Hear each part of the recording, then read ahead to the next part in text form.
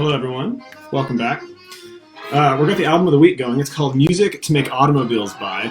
It was written in the 60s as dealership sort of paraphernalia, propaganda. It features 7 or 8 tracks from various stages of the production of Volkswagens, from getting the raw materials to assembling the bodies, testing everything out, and then getting them on the road.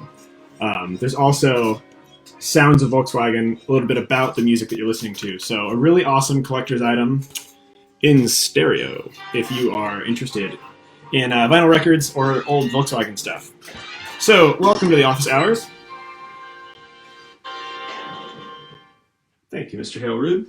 I want to talk about a few things today because I'm not out there on the road right now. I'm staying safe inside my room at home, and I hope y'all are staying safe as well. I'm going to be doing some question and answers today. I got some questions on my Instagram account, Facebook account, and personal texts. And I wanted to go through all those with y'all, and hopefully you guys can learn some technical stuff or even learn a bit more about me and what I do as AirSchooled. In a nutshell, I essentially travel around the United States and teach people about their Volkswagens, how to better care for them, how to prevent breakdowns, how to have more fun in the process. The first question I got was actually top 3 best driving tips. Okay, don't crash, don't let anyone crash into you, and have fun. That's what we're looking at. Thoughts on aftermarket wheels. I think sometimes they look cool and sometimes they don't. What type of oil do I use for Buddy? Since you use Buddy's name and capitalized it, thank you. I will admit I use Valvoline VR1, but I mostly care that it's clean. Use clean oil for your car. That's the only rule. Next question. Soap for washing before waxing. Yeah, clean your car first. It says soap. Sounds good. A trip to Australia is not in the books right now, so sorry about that. I'm not traveling at all right now, let alone across a giant ocean. Someone asked, is it possible to renovate an early bay sliding door lock? And that sort of depends on what you mean by renovate. Music's a little loud, one sec. To renovate a lock, I would say that means taking the door off the car, taking the door panel off the door, removing the front and rear locks, the cables and bars that connect them, and give them a thorough cleaning, followed by a thorough lubrication. Grease on anything that slides, oil on anything that rotates, and do not go stingy on the grease and oil. The third part of the equation, clean, lubricate, adjust. You have to have your door adjusted via the Bentley manual. The locks, striker plates, and rollers all have to be clean and functioning for it to work. I rarely have to buy new parts. Usually the old parts just need a good cleaning. So you're in for a free, easy fix. If you're in self-quarantine like I am, you can just go out and do that if you've got some grease and some tools. Do you always need to use your clutch in your Bug? Yes, if you like your car. Hi, Jim. Congrats on your wedding. How's life going? Good. Thanks for asking. Can you change my oil? Probably could, probably won't. I have a hesitation during acceleration that sometimes often results in backfires and sluggishness. If you have to gently slip your clutch and feather your throttle, chances are something in your carburetor, accelerator pump is the culprit here. The accelerator pump is designed to give you a sudden squirt of gas when you step on the throttle. That's because gas is heavier than air, meaning as soon as you step on the throttle, all the air is going to flow in just fine, but the gas takes a while to respond as a liquid versus a gas. So the accelerator pump in the carburetor is going to help deliver that extra fuel. You can adjust it for a little more fuel if you think it's out of adjustment, or a carb rebuild may be necessary to clean out all the passages if they are clogged. Another thing I recommend is a distributor with a vacuum advance function, which is this big old side piece here. The vacuum advance function on this distributor is nice and shiny, courtesy of Bill Fowler. Thank you for restoring this 1971 bus distributor. These vacuum advance canisters actually move the inside of the distributor in operation. So as your engine has airflow sucking on this vacuum hose, you'll see the inside of the distributor actually move. Just like that. So that extra bit of points movement leads to a more advanced ignition timing, which can help clean up any flat spots in your acceleration. And it also helps clean up your emissions out your tailpipe. So if you care about one or the other of those, I certainly care about both. Check into getting a distributor with a vacuum advance mechanism to match your carburetors as well. More on that guy later. How's life going? I got to that one, but yeah, thank you again for asking that question. I appreciate it. Doing well over here in self-quarantine. Staying clean. I find it kind of funny that my hand washing frequency has not changed throughout this pandemic we're having. But what has changed is the soaps that I use. Instead of using pumice citrus soap to clean oil and grease off my hands, I'm just using like real hand soap all the time. And I have to say, my fingers feel fabulous. Hey Tom, thanks for joining all the way from Wisconsin. Good to have you here. Hi Dad. Thanks for showing up. But yeah, I'm super surprised at how clean my hands are coming. It's the first time in a long time I don't have like black deposits in my cuticles, and my nails are actually looking kind of nice. So I'm looking at the silver lining in this whole situation here. So my mom asked, when are you coming home? When they let me. Sorry. Now, someone asked, diagnosing a driver's door that's not locking. How do we work with that? Now, the person who asked this question has a 1970 bus, so I'm going to talk about the early bay window style, 69 to 73-ish.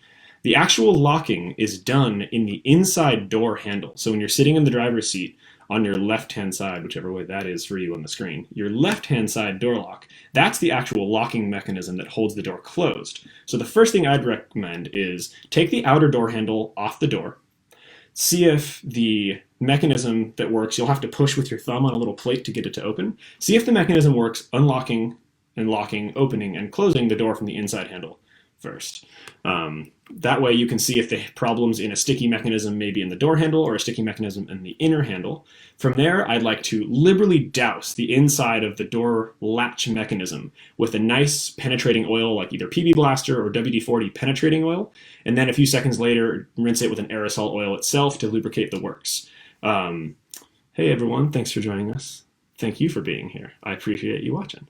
Once you've got that all lubricated, then you can work the lubricant in by repeated actuations of the door over and over. That clears up a vast majority of the most door locks that I work on. It's just that simple, clean, lubricate, adjust that I talked about earlier on the sliding door. Someone asked about long mountain descents in their bus. And what they mean by that is it better to use the brakes? Is it better to slowly brake all the time or to pump the brakes? Is it better to downshift?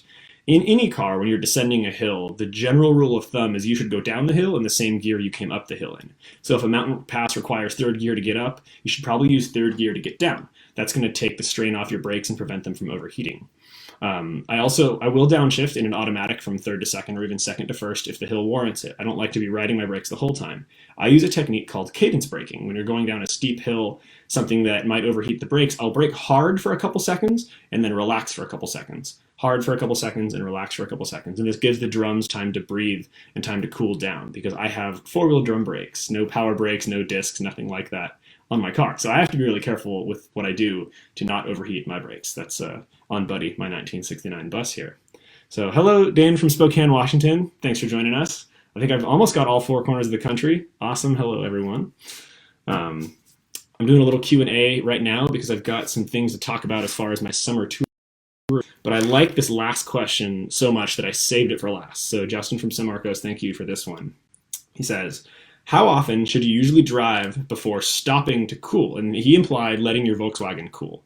My advice for when to stop and take a break is drink water while you drive and take a break when you have to pee. Your car does not care. The cooling systems on a Volkswagen were designed from the factory to be run at their maximum output nonstop. So my record is a little over 700 miles without shutting off the engine. It was so cold outside driving from Salt Lake City to Los Angeles and San Diego that I didn't even shut off the engine for any of the drive. I just kept on going. So that was over 700 miles nonstop. The car did fine. The driver is the limiting factor on most stock Volkswagens. So do your thing. You know, your car is built to be a servant. It's not built to be a little prissy princess. Let it do it thing and thank it when you get there. So those are the questions that I received over email, over Instagram, and over Facebook. If you've got VW Tech questions, drop them in the comments below, whichever side those are on, and I'll give them my best shot here. Or if you've got comments on what it's like to live in a VW bus for 5 months a year, or what it's like to drive a 51-year-old car around the country all year, let me know, and I'll answer those throughout the day. Something I was really proud of this year on my recent tour was that I finally filled up my gas log. And what I meant by that was every gallon of gas that's ever gone into my car, I've logged since, well, I don't know, years now. And I've got every page of this logbook. You can't see it. Every gallon of gas of this, I put through Buddy along with the description of where I was, who I saw, and what I did. So that's a pretty cool thing that I have over the last 100,000 miles. So anyone that says like the stock engine or stock VW system is not good for it can take a look at this book. You'll see that in the entire thing there was never a tow. I used no tow trucks. I was never late for anything. I did have some roadside repairs and a couple engine removals on the side of, not the side of the road, but on road trips. But my car's never really truly let me down. So for that I say thank you, buddy, and may we have 100,000 more, just like that. All right. Next bit I wanted to talk about was my tour update. Most of you know that my job is to help Volkswagen owners all over the country, and I do that by showing up at your house, at your Volkswagen's house, and working with you to learn the ins and outs of what it takes to make your car last forever, just like I'm doing with mine. And with the health crisis we're in right now, I have decided to postpone my tour. All dates are right now indefinitely canceled. If you have a deposit in with me to reserve your date, you would have already received an email. So if this is news to you, please check your email and get back to me. If you have not sent in the deposit yet, shame on you for getting a late start, but also hang on to your money. We're going to make this happen when it's safe to do so.